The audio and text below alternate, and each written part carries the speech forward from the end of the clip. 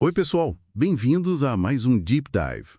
Hoje o nosso foco é bem específico: recuperação capilar. A gente vai explorar a combinação de minoxidil com microagulhamento usando o Derma Roller. Exato. A gente se baseou num relatório bem detalhado sobre essa terapia combinada. Isso. E a nossa missão aqui é, entender a ciência por trás, ver o que dizem sobre a eficácia, né? E o que é super importante, como usar essa dupla de forma segura. Uhum. E olha que curioso, para começar, o minoxidil surgiu quase sem querer.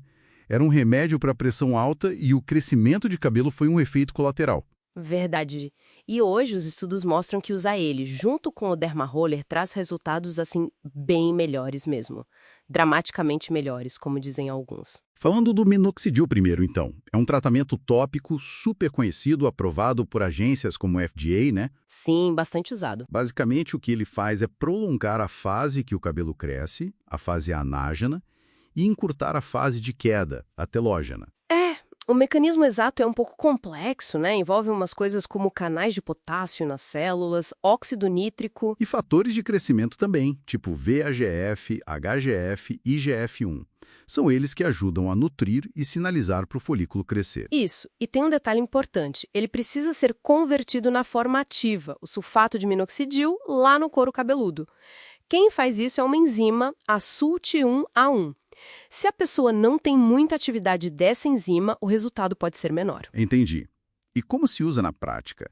A dose mais comum para homens é 1 ml da solução a 5% ou meia tampinha da espuma, 2 vezes ao dia, certo? Certo. E para mulheres, geralmente a solução de 2%, também 2 vezes ao dia, ou a espuma de 5%, mas só uma vez ao dia. E a aplicação é direto no couro cabeludo seco, só onde precisa e depois lavar bem as mãos. É bom lembrar que passar mais produto não adianta, né? Só aumenta o risco de efeito colateral. Exatamente. E paciência é chave. Os resultados começam a aparecer assim depois de uns 4 meses de uso contínuo. Ah, e aquele shedding inicial. Muita gente se assusta com a queda de cabelo nas primeiras semanas. Sim, é esperado.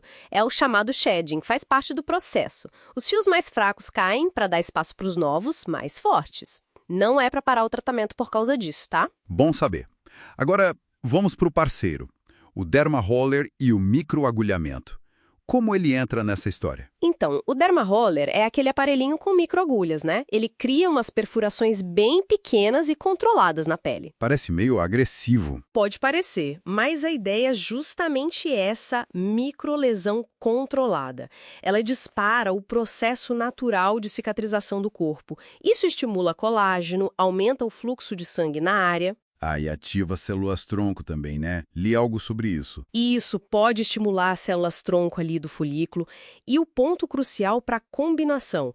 Esses microcarnais que ele cria na pele facilitam muito a absorção de produtos que a gente passa depois, como o minoxidil. Faz sentido. Aumenta a porta de entrada para o produto. Mas aí vem a questão da segurança em casa. Como fazer isso direito? Segurança é tudo aqui. E começa pela higiene, que tem que ser, olha, rigorosa. Desinfetar o roller antes e depois de usar é fundamental.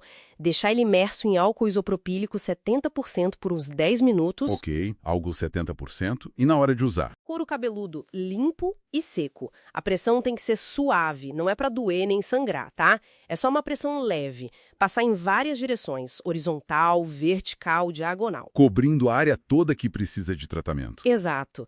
Depois de usar, pode enxaguar o couro cabeludo e o ideal é fazer à noite, para a pele se recuperar. Ah, e trocar o roller, ele desgasta. Usar umas 15 vezes ou a cada 2, 3 meses e aí descarta. E o tamanho das agulhas? Tem de vários tamanhos, né? Qual usar em casa? Para uso caseiro, segurança em primeiro lugar. Começar com agulhas menores é melhor. Tipo 0,25 milímetros. Dá para usar mais vezes, dia sim, dia não, ajuda mais na absorção. E para estimular mais o couro cabeludo? Aí pode ser 0,5 milímetros. Dá para usar até umas 3 vezes por semana, é um bom equilíbrio entre eficácia e segurança. Já 1,0 milímetros, a frequência cai bastante, tipo a cada 10 ou 14 dias. Precisa de mais cuidado. E maior que isso? Acima de 1,5 milímetros é para uso profissional mesmo. O risco de fazer algo errado em casa, causar dano, cicatriz, é muito alto. Teve um estudo em 2021 que usou 0,6 milímetros na combinação e teve bons resultados. Só para dar uma referência. Falando em resultados, A combinação parece ser o ponto forte, não é? Aquele estudo de 2013 é citado bastante, não é? Sim, ele é um marco. Mostrou que o grupo que combinou o minoxidil com o microagulhamento semanal teve um aumento médio de 91 fios por centímetro quadrado. O grupo só com o minoxidil teve 22. Nossa, é mais de 4 vezes a diferença. Exato, em só 12 semanas. E a percepção dos participantes também. 82% do grupo combinado diz que melhorou mais de 50%, contra só 4,5% no grupo do minoxidil isolado. A sinergia é muito clara. Ok, então funciona melhor junto. Mas na prática, como organizar isso? Qual a ordem? Rola primeiro e depois passa o minoxidil? Quanto tempo esperar? Ótima pergunta, porque o protocolo faz toda a diferença. A regra geral é: minoxidil todo dia, dermaroller uma vez por semana, geralmente. E sim, o consenso é fazer o microagulhamento antes de aplicar o minoxidil. E o tempo de espera? Aí varia um pouco. Tem quem fale em esperar 30 minutos, outros falam em até 24 horas. Aquele estudo de 2013 usou um intervalo de 24 horas. 24 horas parece bastante tempo. Parece, mas tem uma lógica. Dá tempo para os microcanais começarem a fechar um pouco. Isso ajuda a diminuir a irritação e também evita que o minoxidil seja absorvido muito rápido e vá parar na corrente sanguínea em excesso, sabe? Então, 24 horas parece um intervalo seguro e eficaz. Mas, claro, o ideal é sempre confirmar o melhor protocolo com o dermatologista. Certo. E para fechar essa parte prática, quais são os riscos envolvidos? Do minoxidil, do roller e da combinação? Bom, o minoxidil pode dar coceira, vermelhidão, irritação local. Às vezes cresce pelo onde não devia, perto da testa, por exemplo. Efeitos mais sérios, sistêmicos, são raros, mas podem acontecer, tipo urticária, dificuldade para respirar, inchaço, dor no peito, coração acelerado. Nesses casos, é emergência médica, tá? E não pode usar se o couro cabeludo já estiver irritado ou com alguma infecção, né? De jeito nenhum. Aumenta muito a absorção e o risco. E também é contraindicado para menores de 18, grávidas e mulheres amamentando. E os riscos do dermaroller? O principal é infecção, se a higiene não for perfeita. Depois, tem o risco de machucar a pele, causar cicatriz se usar errado, com muita força ou com muita frequência. E sensibilidade ao sol aumenta depois de usar. E os dois juntos? Podem potencializar a irritação local, claro. Por isso, o cuidado com o protocolo e o intervalo são tão importantes. Ok. Então, para a gente resumir, a combinação de minoxidil e dermaroller é, sim, comprovadamente mais eficaz que usar só minoxidil. A chave é essa sinergia, né? Melhor absorção e dá um estímulo extra para o folículo.